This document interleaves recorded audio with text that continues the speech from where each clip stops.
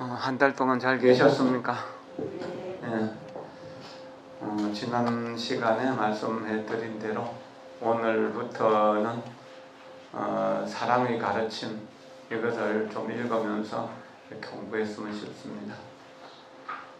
사랑하는 법을 배우고 싶다. 사랑하는 법을 배우고 싶다. 사랑하는 법을 배우고 싶다. 사랑하는 법을 배워서 잘 알면은 언제나 평화롭고 행복하고 기쁘고 즐겁습니다. 그런데 사랑하는 법을 모르는 사람들이 사랑을 하면은 사랑은 눈물의 씨앗이 되고 고통의 씨앗이 되고 미움과 원망의 씨앗이 됩니다. 그리고 여러가지 범죄의 씨앗이 됩니다. 모든 고통이 사랑 때문에 생긴다고 할 만큼 그렇게 사랑을 오해하게 될 때 생기는 문제들은 엄청납니다. 지금 우리가 이 세상에 살기가 힘들고 어렵다고 하는 이야기는 그런 사랑하는 법을 모르기 때문에 그럽니다. 가족끼리 만나는 것이 불편하고 가족끼리 대화가 끊어지고 가족끼리 남남보다 더 못한 이런 관계로 살아가는 경우들이 많이 있습니다. 이제 내일 모레면 해가 바뀐다고 해서 양력설 또 조금 더 있으면 음력설 이렇게 오는데 명절이 되어도 친척들에게 전화 한 통 할 수가 없고 만나는 것을 상상할 수도 없을 만큼 이렇게 서로가 미워하고 원망하고 반목하는 경우들, 갈등하는 경우들이 너무나 많습니다. 이럴 때 올바른 사랑의 방법을 배우는 것은 우리가 다시 행복을 회복하는데 굉장히 중요한 역할을 할 것입니다. 사랑에 욕심이 붙으면 오해가 생기게 되고 오해는 의심을 만들고 의심은 다시 오해를 키워나가고 거기에서 다시 두려움이 생기고 다시 여러가지 고통들이 생깁니다. 화가 일어나고 갈등이 일어나고 그렇잖아요. 그래서 바르게 사랑하는 방법을 딕나탄 스님의 가르침을 통해서 좀 배워나가는 것은 의미가 큰 것이라고 이렇게 할 수 있을 것입니다. 합장하십시오. 행복은 참된 사랑을 통해서만 이룰 수 있습니다. 참된 사랑은 치유의 힘을 지니고 있으며 우리를 둘러싼 상황을 변화시키고 우리의 삶에 깊은 의미를 가져다 줍니다. 세상에는 참된 사랑의 본질을 이해하는 사람들, 참된 사랑이 생겨나게 하며 그것을 키워가는 방법을 아는 사람들이 있습니다. 부처님도 명료하고 과학적이며 쉽게 적용할 수 있는 방법으로 사랑에 관한 가르침을 주셨습니다. 우리 모두가 이 가르침을 통해 도움을 받을 수 있습니다. 편안히 앉으십시오. 햇살이 비치면 세상이 환하게 밝아집니다. 그리고 햇살이 비치면 따뜻한 기운이 온 대지를 이렇게 어루만져 줍니다. 그래서 땅속에 얼었던 그 씨앗들은 다시 그 얼음이 풀리면서 새싹을 틔우게 되고 앙상한 나뭇가지에서도 이렇게 꽃나물이 커져서 꽃을 피워내고 이렇게 이제 새로운 잎사귀가 나고 그렇습니다. 그리고 꽁꽁한 땅이 녹아서 물이 졸졸 흐르게 되고 이렇게 세상의 푸르름으로 아름다움으로 이렇게 바뀌게 됩니다. 그와 같이 우리가 마음속에 진정한 사랑을 가지게 된다면 나를 중심해서 나 자신을 중심해서 내 가까운 가족들 그런 내 이웃들 친척들 이렇게 해서 나와 인연되는 사람들에게 사랑을 넓혀갈 수 있고 그렇게 사랑을 넓혀갈수록 우리는 불행과 고통과 두려움, 분노로부터 자유로워져서 평화롭고 행복함을 느끼게 되는 것입니다. 이것이 참된 사랑의 가치인 것입니다. 그래서 참된 사랑은 모든 절망 속에서 희망을 만들어내는 힘입니다. 모든 실패 속에서 성공을 만들어내는 힘입니다. 어려움과 고통 속에서도 그 어려움과 고통을 딛고 일어날 수 있는 힘을 만들어줍니다. 이것이 사랑의 참된 힘입니다. 내일 해동고등학교 학생들이 삼천대를 한다고 이제 그 교법사가 연락을 해왔습니다.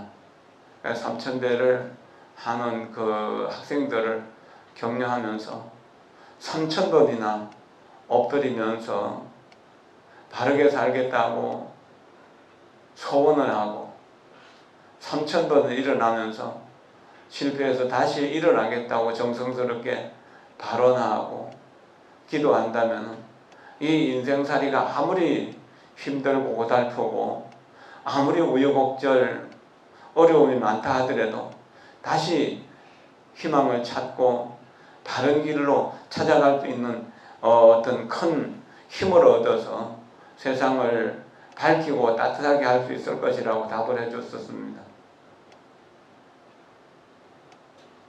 우리가 절을 하는 것은 부처님이 우리에게 무엇을 준다는 것이 아닙니다. 우리 마음속에 있는 불성을 깨워낸다는 겁니다. 그 불성이 사랑입니다. 그러니까 절을 많이 하고 기도를 많이 하고 공부를 많이 한 사람, 수행을 많이 한 사람의 눈에는 미운 사람이 보이지 않습니다. 귀에는 미운 사람의 이야기가 들리질 않습니다. 차별된 경계가 없어져서 지극히 평온하고 평등해지는 겁니다. 그래서 만나는 사람들이 다 좋아하고 다 가까이 하려고 하게 됩니다. 사랑합니다. 사랑합니다. 사랑합니다. 아들이나 딸이나 손자나 손녀가 전화 왔을 때 사랑합니다. 아무개 이렇게 이야기를 하면 금방 관계가 좋아지게 될 겁니다. 사랑하는 당신이 내 곁에 있군요. 내 곁에 있는 당신을 사랑합니다. 사랑하는 당신이 내 곁에 있어서 참 행복합니다. 당신의 건강과 행복과 성공을 위해 최선을 다해 기도하며 돕겠습니다. 이렇게 말을 할 때 가족 사이에 있던 갈등들이 녹아내리게 된다는 겁니다. 우리는 행복을 위해서 살지 불행을 위해서 살지는 않거든요. 근데 불행을 위해서 살지는 않는데도 실제로 불행을 느끼는 사람들은 너무나 많습니다. 이런 것들이 대부분 다 오해 때문에 생기는 거예요. 사랑을 오해하고 사람을 오해하는 거예요. 이런 일로 인해서 일이 꼬이게 되고 남 잘 되는 꼬라지를 보지 못하게 만드는 이런 원인들이 되는 거거든요. 오해 때문에 미움이 생기고 분노가 생기고 두려움이 생긴다는 걸 생각하면 참 사랑에 대한 이해를 하는 것, 그리고 사람에 대한 이해를 하는 것, 나 자신을 이해하고 가족을 이해하고 이웃과 친지를 이해하는 것은 굉장히 중요한 일입니다. 모든 종교의 사람들이 다 행복을 원하고 짐승이나 저기 벌레들까지도 풀이나 나무까지라도 전부 다 행복을 원합니다. 불행을 원하는 것은 아무것도 없습니다. 우리가 행복한 마음으로 세상을 보면 전부가 다 모든 것이 그대로 다 행복으로 보이는 겁니다. 깨달음을 얻었다는 것. 오늘이 부처님이 성도한 날인데 부처님이 성도했다는 것은 모든 사람을 사랑의 눈으로 보는 힘을 얻었다는 겁니다. 모든 소리를 사랑의 소리로 들을 수 있는 힘을 얻었다는 겁니다. 이것이 정말로 중요한 일이죠. 그래서 나를 미워하고 원망하고 또한 싫어하는 사람들까지라도 사랑할 수 있는 능력을 키워내는 것, 이것이 참된 사랑의 힘인 것입니다. 그 당시에 바라문 교도들이 부처님을 찾아와서 이야기를 하는 것으로 이 이야기가 시작됩니다. 다시 합장하십시오. 부처님이 이 세상에 살아계실 때 브라만 교도들은 사후에 천국에서 우주의 신 브라마와 함께 영생을 누리게 되기를 기원했습니다. 하루는 한 브라만 교도가 부처님께 물었습니다. 어떻게 하면 죽은 후에 확실히 브라마와 함께 있을 수 있을까요? 그러자 부처님은 대답했습니다. 브라마는 사랑의 근원이다. 그러므로 브라마와 함께 영생을 누리려면 브라마 비하라, 즉 사랑과 자비, 기쁨과 평정을 수행해야 한다. 여기서 비하라는 거처를 뜻합니다. 그럼 브라마는 행복이죠. 사랑과 자비, 기쁨과 평정이죠. 이것과 함께 살아간다는, 여기에서 비하라는 거처를 뜻합니다. 사랑은 산스크리트어로 마이터리, 팔리어로는 메타라고 합니다. 자비는 산스크리트어, 팔리어 모두 카루나라고 하며 기쁨은 무디타입니다. 평정은 산스크리트어로는 우페커샤이고 팔리어로는 우페크하입니다. 브라마 비하라는 참된 사랑을 이루는 네 가지 요소를 말한 것입니다.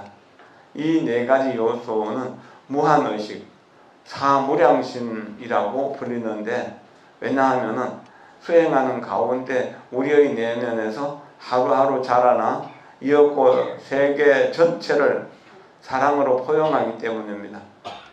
브라마 비하라를 수행하는 자신이 더욱 행복해지는 것은 물론이요, 주변 사람들 또한 더욱 행복해집니다. 부처님은 믿는 대로 행하고자 하는 사람들의 욕구를 소중하게 여겼습니다. 그래서 브라만 교도의 질문에 대해서 그가 스스로의 마음을 수행할 수 있도록 고무해주는 방식으로 답했던 것입니다. 앉아서 명상하기를 좋아한다면 앉아서 명상하세요. 그러면서 명상하기를 좋아한다면 그러면서 명상하세요. 그러나 유태교이든 기독교이든 혹은 이슬람교이든 그 뿌리만은 지키도록 하세요. 그것이 곧 부처님의 정신을 이어가는 길입니다. 뿌리에서 잘려 나와서는 아무도 행복할 수 없습니다. 편안히 앉으십시오. 누구든 행복을 원합니다. 그러나 아버지 어머니로 할아버지 할머니 때로부터 시작해서 기독교인이었던 사람에게 오늘 이 법문을 듣고 불교로 개종하라고 한다면 그 사람은 혼란을 많이 느낄 것입니다. 기독교인인 상태로서 사랑과 자비, 기쁨과 평정을 수행하기만 하면 되는 겁니다. 그것이 필요한 것이죠. 개종을 하라고 권해서는 안 됩니다. 틱나탄 스님이나 달라이라마 존자나 이렇게 훌륭한 스승들은 개종을 권하는 일이 없습니다. 굳이 그 종교여야 된다라고, 불교여야 된다라고 강조하지 않는다는 이야기입니다. 오랜 세월 동안 기독교인으로 살았던 사람이, 혹은 이슬람 교도로 살았던 사람이 부처님 법문을 듣고 바로 부처님으로 개종하는 일은 어려운 일입니다. 물론 그 중에서 특별한 사람들은 또한 개종을 하기도 하지만 개종을 강요하지는 않습니다. 사람마다 성격이 다 다르고 살아온 방법들이 다릅니다. 그렇기 때문에 자기가 요구하는 것들이 다를 수밖에 없습니다. 여기서 개종을 강요한다는 것은 갈등을 부추기는 원인이 됩니다. 기독교가 한국 사회에 미친 영향은 엄청나게 큽니다. 100몇십 년 전부터 이렇게 한국에 들어와서 선교 자금을 가지고 학교도 짓고 병원도 짓고 복지시설도 운영하면서 신문명을 이끌어내는데 기독교가 한 역할은 굉장히 큽니다. 불교는 오직 불교밖에 없었기 때문에 기독교가 이런 큰 일을 하는데 우리가 그런 데 눈을 뜨지 못했고 그저 옛날을 지키는 데만 역할을 했었습니다. 굉장히 열심히 기독교인들이 전도를 해서 지금 기독교 세상이라고 할 만큼 세상이 바뀌었습니다. 그런데도 기독교도들이 세상 사람들의 존경과 사랑을 받지 못하는 이유는 기독교가 가지고 있는 강한 배타성 때문입니다. 독선과 배타가 기독교 힘이라고 할 만큼 종교학자들은 그렇게 지금 평가하고 있습니다. 이 독선과 배타성, 이거 가지고는 존재할 수 없습니다. 오직 불교만이 필요하고 다른 종교는 다 필요 없다고 해서는 안 된다는 이야기입니다. 모든 존재가 존재 이유가 있다는 사실을 깊이 이해하고 그 같은 다른 어떤 삶 속에서, 다른 종교 속에서 같음을 만들어내는 것, 가슴을 찾아내는 것, 그래가지고 같이 즐길 수 있는 것, 그것이 중요한 것이죠.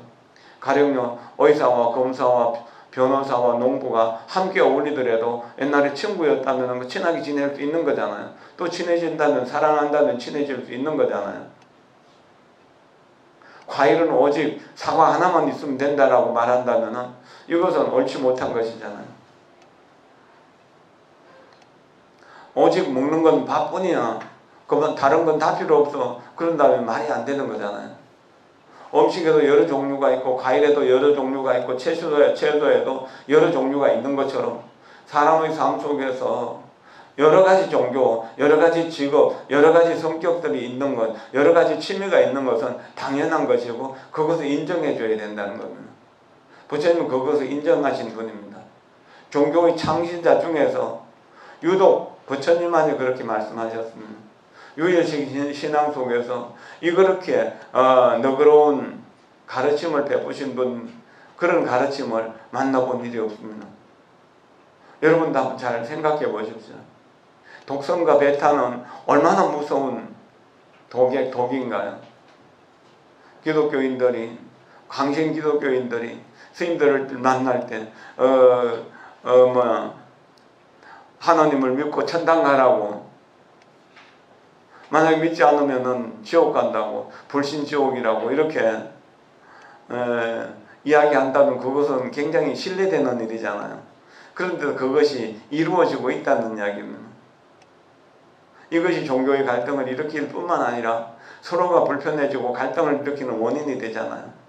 각자 자기가 살아가는 모습 그대로 인정하면서 자기 스스로 행복을 찾아가고 그 행복이 자연스럽게 옆으로 전해질 수 있도록 이렇게 해야 된다는 겁니다. 이것은 중요한 일 중에서 중요한 일입니다. 부처님의 관용성이 여기에 있는 것이고 불교의 위대함이 여기에 있는 것입니다. 달라이라마 존자는 만약에 세계 인구가 70억이라면 70억 개의 종교가 필요하다고 할 만큼 그렇게 말씀하셨어요. 각자 다르다는 겁니다. 하나로만 가르치기는 어렵다는 겁니다. 부처님 말씀하셨잖아요. 오늘 깨달음을 이루신 성도절인데 깨달음을 이루신 법은 오직 하나입니다. 한 마음을 깨달은 거거든요. 그러나 그 중생을 교화하기 위해서는 84,000가지 법문을 설하신 거예요. 왜냐하면 84,000가지 중생의 다른 업이 있기 때문에, 다른 병이 있기 때문에. 그래서 업의 병을 치료하기 위해서 84,000의 법문이 필요했던 겁니다. 우리는 이 사랑을 이해한다고 하더라도 각자가 다 다르기 때문에 똑같은 말을 해도 똑같은 책을 읽어도 느낌은 다 다를 것입니다. 그러나 공통적으로 우리는 불행을 싫어하고 행복을 좋아한다는 공통점 하나는 같을 거예요. 그걸 위해 가지고 우리가 어떻게 공감대를 이루어가고 공통분모를 만들어갈 것인가 하는 것이 우리가 연구해야 될 부분입니다. 가족이 4명이면 4명이 서로 성격이 다를 수 있습니다. 5명이면 5명이 다 성격이 다를 수 있습니다. 그게 기독교인도 있고 천주교인도 있고 불교인도 있을 수 있습니다. 그렇더라도 가족이 서로 행복을 원한다는 사실을 가지고 기독교의 행복과 불교의 행복, 이것이 합쳐져 가지고 더 큰 행복을 만들어낼 수 있는 것, 이것이 지혜로운 사랑이라고 하는 겁니다. 그 사랑은 똑같은데 방법은 좀 다르거든요. 그런데 다른 사람에게 강요해서는 안 된다는 겁니다. 당신의 행복을 위해 내가 여기에 있습니다라고 하는 마음으로 남들의 행복을 위해서 내가 도움을 줄 수 있는 그런 마음의 자세가 필요하다는 겁니다. 다음 좀 읽어보겠습니다. 용수보살의 말씀 이어집니다. 합장하십시오. 2세기 인도의 불교학자 나가르주나는 말했습니다. 나가르주나는 용수보살입니다. 사랑이라는 무한 의식을 행함으로써 모든 살아있는 자들의 가슴에서 분노가 사라집니다. 자비라는 무한의식은 모든 살아있는 자들의 가슴에서 슬픔과 불안을 잠재웁니다. 기쁨이라는 무한의식 희무량심을 수행하는 것은 모든 살아있는 사람들의 가슴에서 불행한 기분과 우울함을 없애는 일입니다. 평정의 무한의식을 행하면 모든 살아있는 사람들의 가슴에서 미움과 반감, 집착이 사라질 것입니다. 이렇게 자비희사 네 가지 무한의식 사무량심을 수행하게 됨으로 인해 가지고 불행의 요인들이 행복의 요인으로 바뀐다는 겁니다. 자무량심, 사랑이라는 무한의식, 자비라는 사랑이라는 무량심을 수행함으로써 모든 살아있는 사람들의 가슴에서 분노가 사라진다. 사랑을 계속 수행하면 분노는 없어지는 거죠. 연민이라는 자비라는 무량심, 무한의식을 수행하면 모든 살아있는 사람들의 가슴에서 슬픔과 불안이 없어집니다. 기쁨이라는 무량의식을 수행하면 모든 살아있는 사람들의 가슴에서 불행한 기분과 우울함을 없애는 일을 이룰 수 있습니다. 평정이라는 무한의식을 행하면 모든 살아있는 사람들의 가슴에서 미움과 반감, 집착이 사라질 것입니다. 편안히 앉으십시오. 우리들이 존경하는 부처님의 양쪽 어깨에는 한쪽에는 부처님을 닮아 있는 관세음보살이 앉아 계시는 겁니다. 그래서 부처님의 어려운 것들을 계속 도와주시면, 그리고 한쪽에는 제바달다처럼 여러 가지로 부처님을 괴롭히는 마왕이 딱 앉아 계십니다. 근데 부처님은 마왕을 보는 것과 관세음보살을 보는 것을 똑같이 본다는 겁니다. 이것이 부처님의 위대한 힘입니다. 이것은 우리가 따라하기는 너무나 어렵습니다. 그러나 그런 바탕을 가져야 됩니다. 우리 마음은 땅과 같습니다. 땅은 약초를 심으면 약초가 자라나게 합니다. 독초를 심으면 독초가 자라나게 합니다. 그런 것처럼 부처님 마음에도 그렇게 차별 없이 모두를 다 키워준다는 겁니다. 결국에는 그 마왕이 부처님이 될 수 있도록 도와주는 힘을 갖습니다. 엄마들은 사랑을 합니다. 사랑은 엄마고 엄마는 사랑입니다. 그 엄마가 될 수 있는 것은 태중의 10달 아이를 잘 키워냈고요. 태중에서 또 설화에서 3년 잘 양육했고 평생을 두고 아이를 제대로 사람 노릇 할 수 있도록 기도하면서 키워냈잖아요. 가르쳐냈잖아요. 그것은 정말로 어렵고 힘든 일이거든요.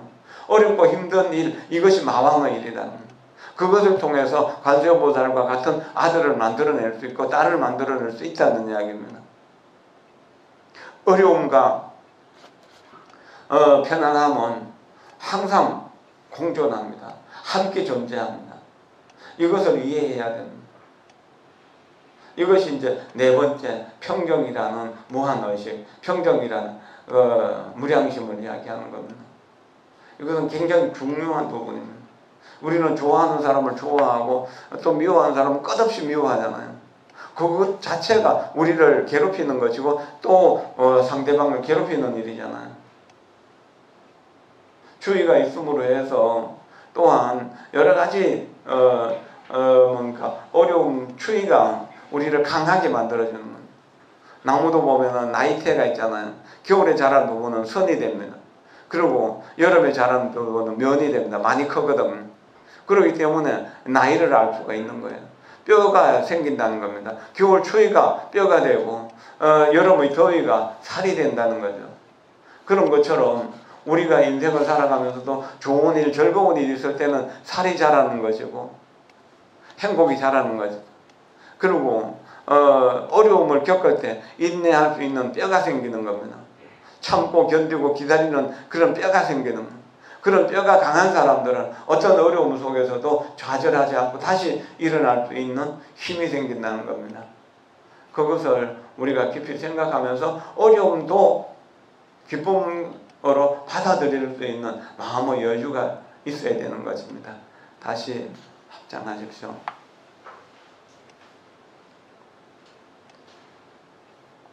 사랑과 연민, 기쁨과 평정을 수행하는 방법을 터득하면 분노와 슬픔, 불안감, 비애, 미움, 외로움, 그리고 불건전한 집착이라는 각종의 질병을 치유하는 방법 또한 알게 됩니다. 부처님은 정지부 경전에서 다음과 같이 설법하고 있습니다. 분노하는 마음이 일면은 비구는 자신에게 그 분노의 느낌을 일게 한 사람을 위해 사랑과 자비 혹은 평정의 명상을 행할 수 있다. 불경 해설자들 가운데 브라마 비하라가 붓다가 내린 설법의 정점이 아니면 브라마 비하라를 통해서 고통과 고뇌를 가라앉힐 수는 없다고 말하는 사람도 있습니다. 그러나 그것은 틀린 말입니다.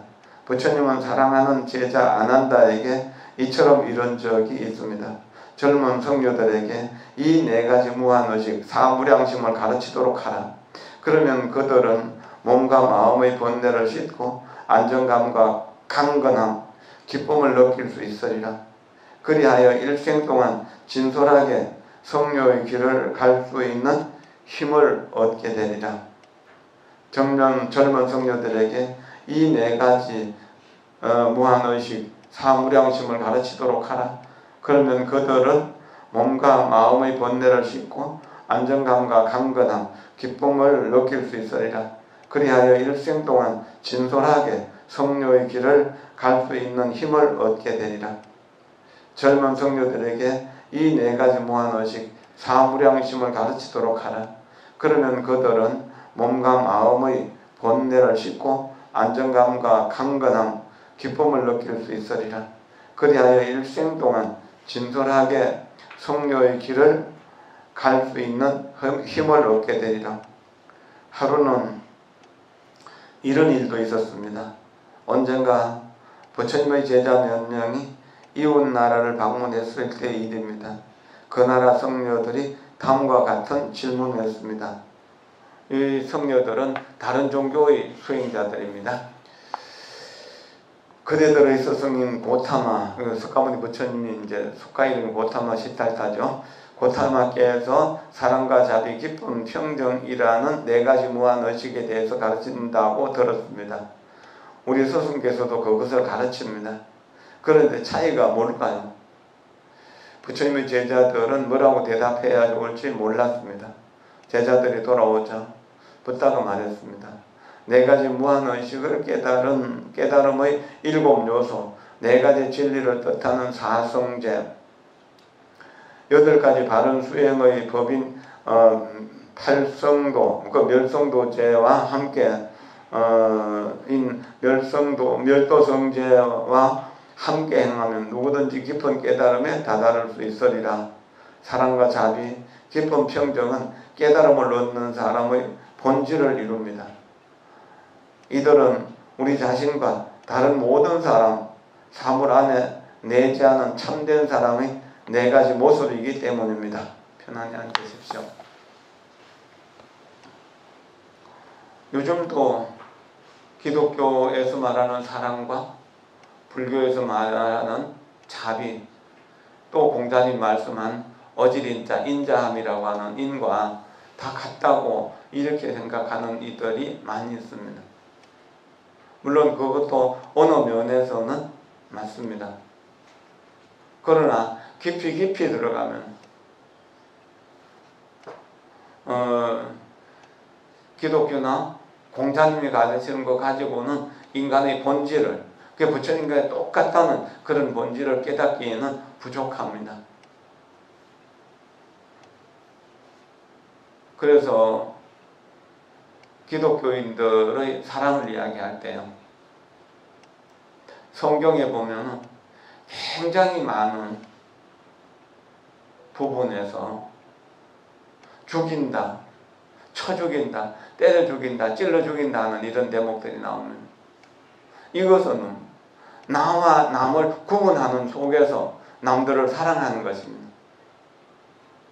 그런데 불교에서는 부처님 자신을 죽이려고 여러 번 시도했던 제바달다 덕분에 나는 바라미를 수행할 수 있었고, 그렇게 해서 성불할 수 있었다. 제바달다 같이 나를 해치는 사람이 없었다면 나는 성불할 수 없었을 것이라고 그렇게 이야기하면, 기독교 역사를 보면 굉장히 많은 전쟁 이야기가 나옵니다. 그리고 그 경전 성경에도 보면 싸움하는 이야기, 전쟁하는 이야기가 굉장히 많아요. 예수님이 탄생했을 때 예수님이 탄생한 그 해에 태어난 아이들을 다 죽였습니다. 이게 성경에 나온 이야기들입니다.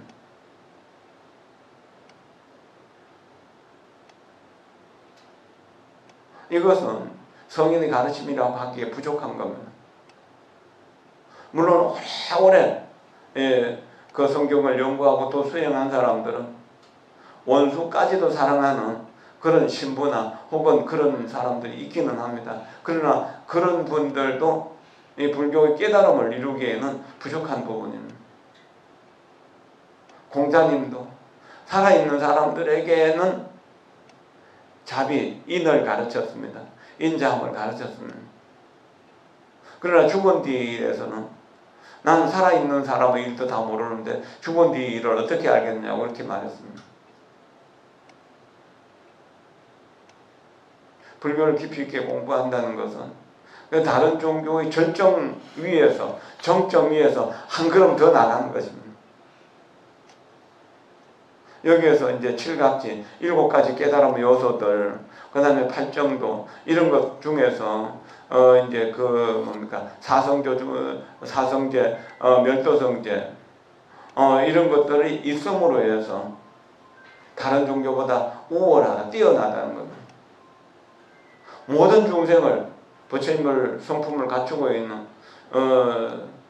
그런 사람이라고 말하는 종교는 없습니다. 이것이 조금 다른 면입니다. 가령 기독교인의 가슴 속에 부처님의 씨앗이 들어있다는, 또 불교인의 가슴 속에 하느님의 씨앗이 들어있다는 것, 이것을 다른 종교는 말할 수 없다는 겁니다. 불교는 그 이야기를 충분히 하고 있습니다. 이것이 다른 종교와 불교가 다른 점입니다. 적이라고 할 것이 아예 없는 겁니다. 원래 한 마음속에 들어있는데 적이 있다면 내 마음속에 미움이 적이지 나를 미워하는 그 사람이 적이 아니다는 겁니다. 이런 부분은 이해하기 굉장히 어렵죠.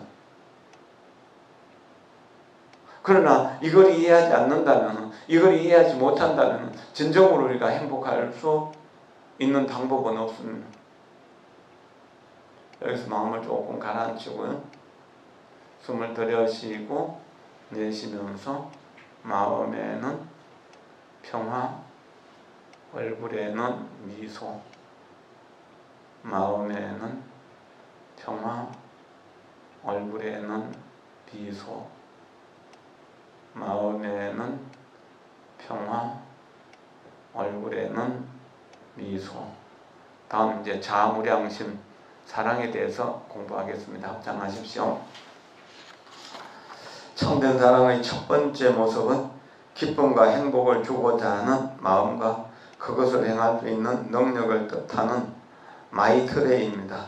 마이트리는 팔리어로 메타라고 그랬다 했죠.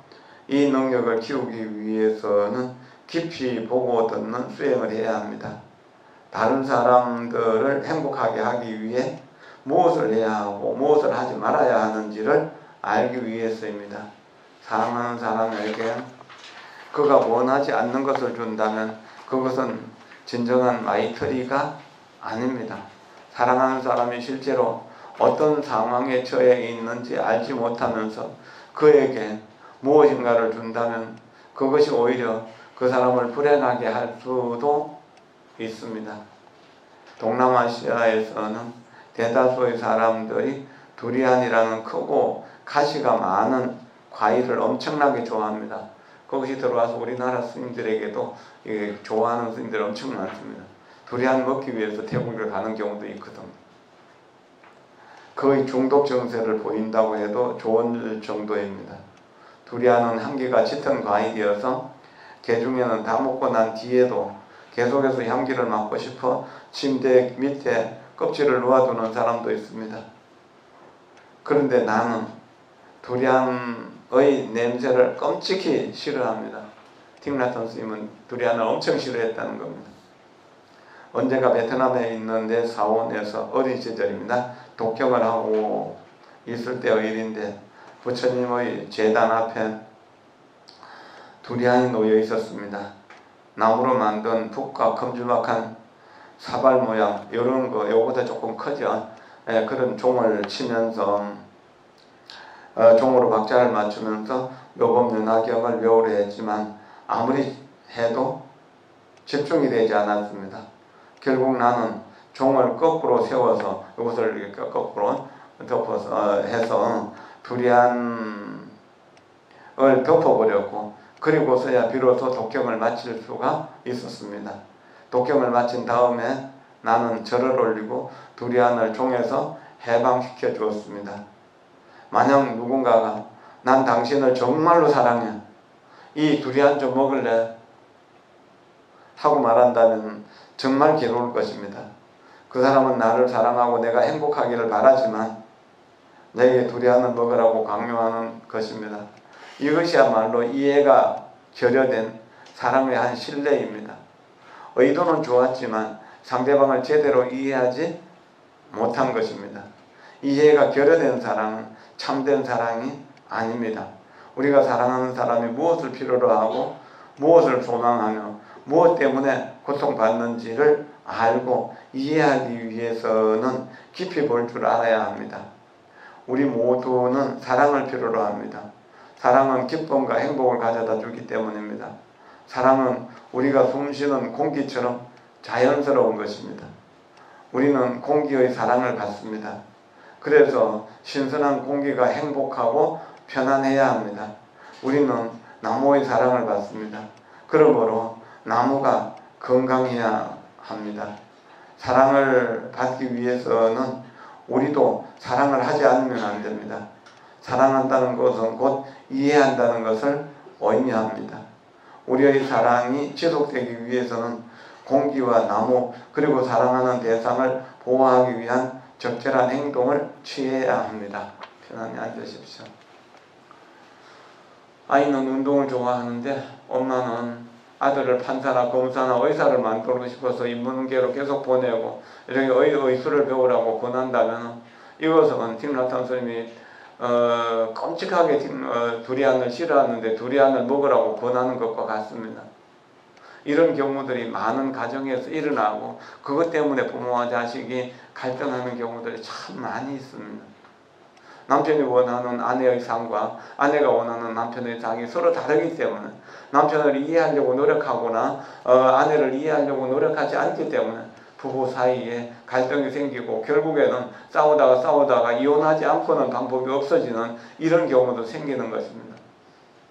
이해한다는 것은 상대편이 무엇을 원하는지, 무엇을 요구하는지, 무엇을 잘하는지를 이해하는 것을 이야기합니다. 그런 것이 없다면 진정으로 행복하기 어려운 일이기 때문입니다. 그것은 중요한 일 중에서도 중요한 일입니다. 난 너를 사랑해 하면서 사랑이라는 이름으로 꽁꽁 묶어서 밖으로 못 나가게 하고 사람도 못 만나게 한다면 이거 얼마나 끔찍한 일입니까? 실제로 그런 일들이 많이 생기고 있잖아요. 이해가 부족하기 때문입니다. 이해는 사랑에서 나오는 겁니다. 사랑은 이해에서 나올 때 진정한 사랑이 될 수 있는 것입니다. 그것이 아니라면 진정한 사랑이 될 수 없습니다. 이해가 사랑의 근원입니다. 그래서 이해하는 만큼 사랑할 수 있고 사랑하는 만큼 행복해진다고 틱나탄 스님이 말씀하시는 겁니다. 다시 한번 합장하십시오. 아인처리는 사랑 혹은 사랑이 깃든 배려라고 옮길 수 있습니다. 부처님 집안의 스승들 가운데에는 사랑보다는 사랑이 깃든 배려라는 말을 선호하는 사람이 있는데 그것은 그들이 사랑이라는 말이 너무 위험스러운 단어라고 생각했기 때문입니다. 그러나 나는 사랑이라는 말을 좋아합니다. 때로는 단어도 병이 들어 치유해 주어야 하는 경우도 있습니다. 우리는 사랑이라는 단어를 기호나 욕구를 뜻하는 의미로 사용해 왔습니다. 난 햄버거를 사랑해 하는 식으로 하지만 언어는 좀 더 신중하게 사용되어야 합니다. 사랑이라는 말은 아름다운 날입니다. 그러므로 그 참뜻을 귀하게 여겨야 합니다. 그 참뜻을 귀하게 여겨야 합니다. 사랑이라는 말의 참뜻을 귀하게 여겨야 합니다. 마이트리의 어원은 친구를 뜻하는 미트라입니다. 실제로 부처님 집안에서는 사랑의 근원적인 의미를 우정으로 봅니다. 우리 모두의 내면에는 사랑의 씨앗이 숨겨져 있습니다. 그렇기 때문에 우리는 아무런 대가를 기대하지 않는 조건 없는 사랑을 키워가며 이 엄청난 에너지의 원천을 개발할 수 있을 것입니다. 누군가를 깊이 이해하게 되는, 심지어 그가 우리에게 해를 입힌 인물이라 할지라도 그를 사랑하지 않을 수 없습니다. 석가모니 부처님은 다음 세상에 나타나 중생을 구제할 부처님은 사랑의 부처님, 마이트레야 즉 미륵보살이라는 이름으로 불릴 것이라고 예언했습니다. 편안히 앉으십시오. 우리가 진정으로 이해하고 진정으로 사랑할 수 있다면 그 이해하고 사랑하는 순간 우리는 마이트레야 즉 미륵보살이 되는 것입니다. 그리고 다음 생에 바로 미륵부처님이 되는 것이죠. 왜? 다음 세상에 다음 세상에 오실 부처님의 이름이 사랑자자 미륵 마이트레야라고 하는가. 마이트레야라고 한 것은 사랑이 고갈됨으로 인해서 고통받는 사람들이 많게 될 때, 이 세상의 고통으로 가득 차게 될 때 그 사람들을 치유할 수 있는 방법은 사랑뿐이라는 겁니다. 지금 이 세상은 많은 갈등과 많은 번뇌가 있습니다. 그 사랑은, 그 번뇌가 오직 어머니와 같은 사랑, 부처님과 같은 사랑만이 치유할 수 있는 병입니다. 이런 병들을 우리 불자들이 우리 스스로 사랑을 키워내어서 우리가 그것을 깨닫도록 이끌어줘야 됩니다. 그래서 참된 사랑을 할 수 있도록 사랑이라고 하는 말이 병들어 있고 사랑이라는 행위가 병들어 있는 것을 깨우쳐 줘야 됩니다. 그래서 연민과 기쁨과 평정이 들어있는 사랑으로 바꿔줘야 됩니다. 태양이 모든 생명을 살려내는 것처럼, 땅이 모든 생명을 살아가게 하는 힘이 되는 것처럼, 공기가 모든 생명을 숨쉬게 해서 살아가게 하는 것처럼, 물이 모든 생명에게 생명의 기운을 주는 것처럼, 그렇게 자연처럼 자연스럽게 우리가 사랑하는 능력을 빌려서 사랑이 이 세상에 채워지게 될 때 우리는 진정 지금 여기가 극락정토가 될 수 있다는 사실을 자각해야 됩니다. 사랑 때문에 눈물을 흘리고, 사랑 때문에 가슴 아파하고, 사랑 때문에 속상한 경우가 얼마나 많습니까? 사랑 때문에 이혼을 하고, 사랑 때문에 싸움을 하고, 사랑 때문에 전쟁을 하는 경우도 얼마나 많습니까? 이건 참된 사랑이 부족하기 때문에, 오해로서 사랑하기 때문에, 사랑을 오해에 가두어 놓기 때문에, 오해라는 병균에 오염되어 있는 사랑을 이제 참된 사랑으로 치유해서, 그래서 건전한 사랑, 온전한 사랑으로 키워내야 됩니다. 이것이 진정으로 우리가 이 세상에서 행복하게 살아가는 최상의 비결입니다. 평생 사랑하는 사람 때문에 가슴 아픈 일들이 얼마나 많았습니까? 사랑하는 사람 때문에 눈물을 얼마나 많이 흘렸고, 사랑하는 사람 때문에 억장은 얼마나 많이 무너졌습니까? 사랑하는 사람 때문에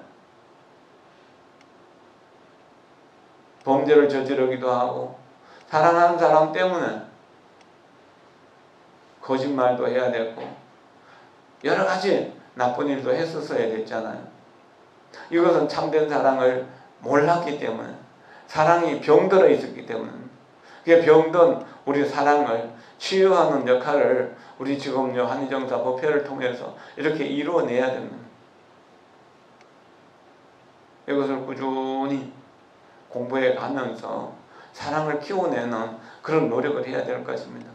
관음사에서도 법회 시간에 이 책을 읽으면서 이야기를 좀 이어갑니다. 그때그때마다 느낌이 다르기 때문에 똑같은 이야기라도 다르게 설명될 수는 있습니다.